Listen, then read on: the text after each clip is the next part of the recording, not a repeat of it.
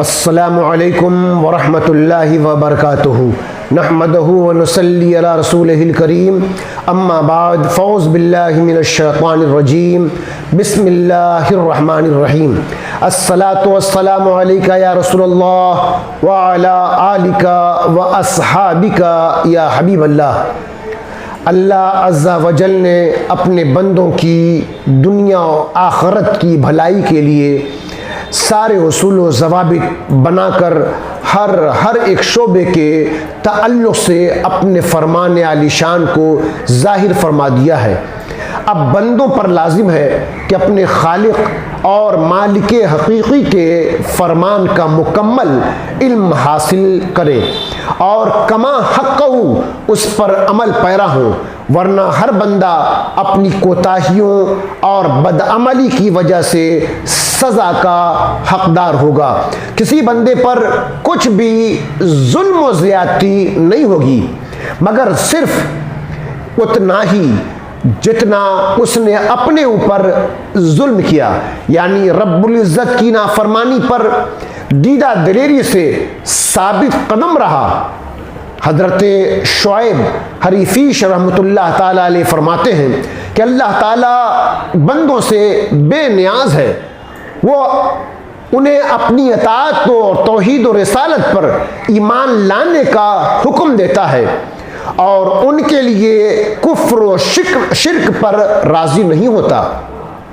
اللہ تعالیٰ کی شان یہ ہے کہ نہ اسے بندوں کی اطاعت و عبادت سے نفع پہنچتی ہے اور نہ ان کی نافرمانی سے کوئی نقصان ہوتا ہے۔ اور اے گناہگار انسان، اس نے تجھے اپنی فرما برداری کا حکم محض اس لیے دیا اور اپنی نافرمانی سے اس لیے منع فرماتا ہے تاکہ تجھے تیرے یقین کی آنکھ سے اپنی قدرت کا مشاہدہ کرائے اور تیرے لیے تیرے دین اور دنیا کا معاملہ واضح فرما دے۔ لہذا تو ہر وقت اس کی طرف متوجہ رہ، اس سے ڈر، اس کی نافرمانی سے بچتا رہ۔ اگر تو اسے نہیں دیکھ سکتا تو اس بات پر یقین رکھ کہ وہ تجھے یقیناً دیکھ رہا ہے۔ نمازوں کی پابندی کر جن کا اس نے تجھے تاکیدی حکم دیا ہے اور سحری کے وقت عاجزی و انکساری سے اس کی بارگاہ میں کھڑا ہو، بے شک وہ تجھ پر اپنی روشن نعمتیں نچھاور فرمائے گا اور تجھے تیرے مقصود تک پہنچا کر تجھ پر احسان فرمائے گا۔ کیا اس نے ماں کے پیٹ کے اندھیروں میں تیری حفاظت نہیں کی اور وہاں اپنے لطف و کرم سے تجھے خوراک مہیا نہیں کی؟ کیا اس نے تجھے کمزور پیدا کر کے پھر رزق فراہم کر کے تجھے قوی نہیں کیا؟ کیا اس نے تیری پیدائش اور پرورش اچھی طرح نہ کی؟ کیا اس نے تجھے عزت نہیں بخشی اور تیرے ٹھکانے کو معزز نہیں بنایا؟ کیا تجھے ہدایت اور تقوی جیسی عظیم دولت کا الہام نہیں فرمایا؟ کیا تجھے عقل دے کر ایمان کی طرف تیری رہنمائی نہیں فرمائی؟ کیا اس نے تجھے اپنی نعمتیں عطا فرمائی؟ اس نے تجھے اپنی فرما برداری کا حکم نہیں دیا اور اس کی تاکید نہیں کی؟ اور کیا اس نے تجھے اپنی نافرمانی سے نہیں ڈرایا اور اس سے منع نہیں کیا؟ کیا اس نے تجھے ندا دے کر اپنے در رحمت پر نہیں بلایا؟ کیا اس نے سحری کے وقت تجھے اپنے مکرم خطاب سے بیدار نہیں کیا اور تجھ سے راز کی باتیں نہیں کی؟ کیا اس نے تجھ سے آخرت میں کامیابی اور جزا کا وعدہ نہیں فرمایا؟ کیا تو نے سوال کیا اور دعا کی تو اس نے تیرے سوال کا جواب نہیں دیا اور تیری دعا قبول نہیں کی؟ جب تو نے مصیبتوں میں مدد مانگی تو کیا اس نے تیری مدد نہیں فرمائی اور تجھے نجات عطا نہیں کی؟ اور جب تو نے اس کی نافرمانی کی تو کیا اس نے اپنے علم سے تیری پردہ پوشی نہیں فرمائی اور تجھے اپنی رحمت سے نہیں ڈھانپا؟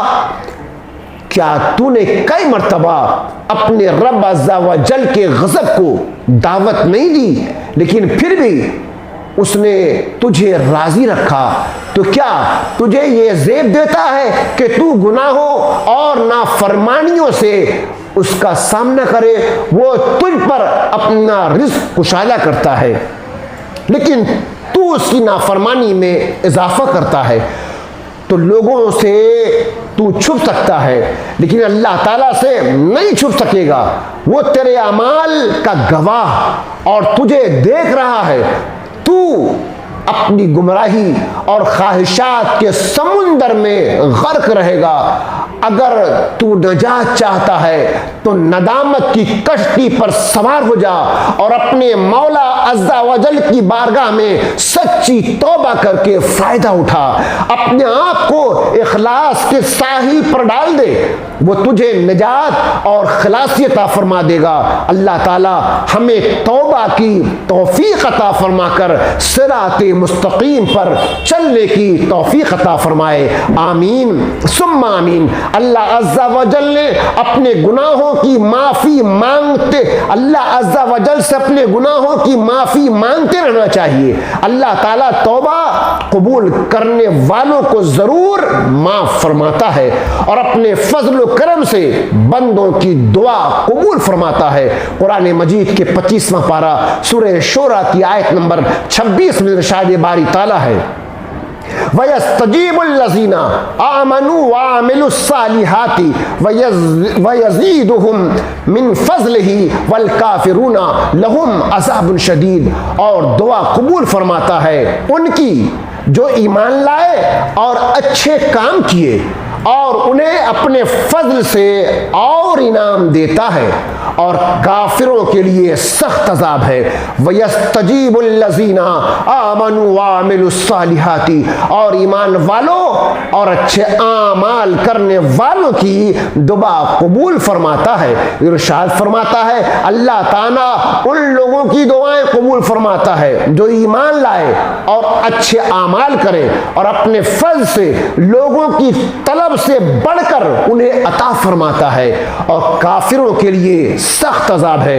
معلوم ہوا کہ مقبول بندوں کی دعائیں زیادہ قبول ہوتی ہیں، اور یہ بھی معلوم ہوا اچھے اعمال دعا کی قبولیت میں بہت ہی معاون ہیں۔ اس سے ان لوگوں کو نصیحت حاصل کرنی چاہیے جو اچھے اعمال کرنے کے بجائے ہر وقت برے اعمال کرنے میں مصروف رہتے ہیں۔ اس کے باوجود ان کی زبانیں اس شکوہ سے تر نظر آتی ہیں کہ ہماری دعا قبول نہیں ہوتی۔ انہیں چاہیے کہ اگر دعا قبول کروانی ہے تو برے اعمال چھوڑ کر نیک اعمال کرنے میں مصروف ہو جائیں، انشاءاللہ تعالی ان کی دعاؤں کی قبولیت بھی ظاہر ہوگی۔ حضرت ابی ہریرہ رضی اللہ تعالیٰ عنہ سے روایت ہے کہ نبی اکرم صلی اللہ تعالیٰ علیہ وسلم نے ارشاد فرمایا، ایک شخص طویل سفر کرے، اس کے بال الجھے ہوں اور کپڑے گرد میں اٹے ہوں، وہ اپنے ہاتھ آسمان کی طرف پھیلائے اور اے میرے رب کہے، اور اس کا کھانا حرام سے، اس کا پہننا حرام سے، اس کا پینا حرام سے، اور پرورش پائی حرام سے، تو اس کی دعا کہاں قبول ہوگی؟ کسی نے حضرت ابراہیم بن ادہم رحمت اللہ تعالی علیہ سے دریافت کیا اس کی کیا وجہ ہے کہ ہم اللہ تعالیٰ سے دعا کرتے ہیں لیکن وہ قبول نہیں ہوتی؟